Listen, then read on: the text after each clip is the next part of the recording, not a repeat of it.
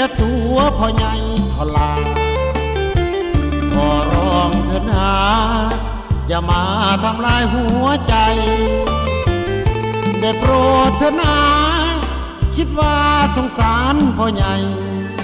อย่าให้พ่อต้องปวดใจปล่อยให้เท่าตายดีกว่าอย่าให้อกพังอย่าให้ผิดหวังซ้ำเท่าขอร้องน้องสาวอย่าให้พ่อเป็นไปทั่วเถือกต้นถึกตูน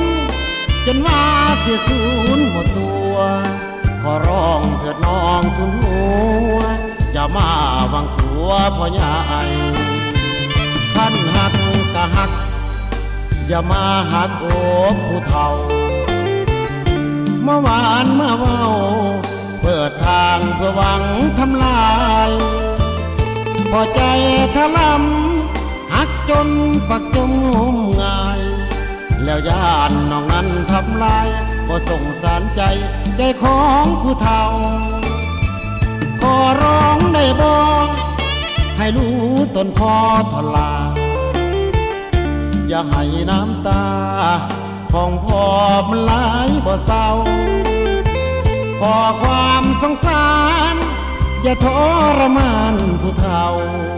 อย่าตัวอย่าต้มเด้อสาวอย่าให้ผู้เฒ่านี่ต้องเสี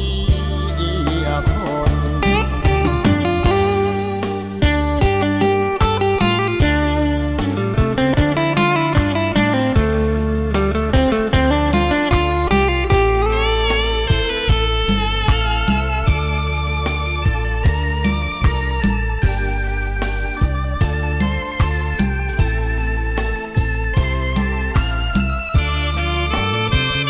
ท่านหักกะหักอย่ามาหักอกผู้เฒ่าเมื่อวานเมื่อเว้าเปิดทางเพื่อหวังทำลาย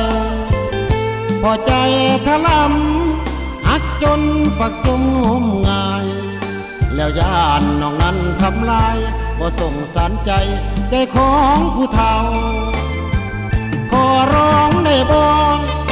ให้รู้ต้นคอทลาอย่าให้น้ำตาของพ่อมันไหลบ่เศร้าขอความสงสารอย่าทรมานผู้เฒ่าอย่าตัวอย่าต้มเด้อสาวอย่าให้ผู้เฒ่านี่ต้องเสียคนอย่าตัวอย่าต้มเด้อสาวอย่าให้ผู้เฒ่านี่ต้องเสียคน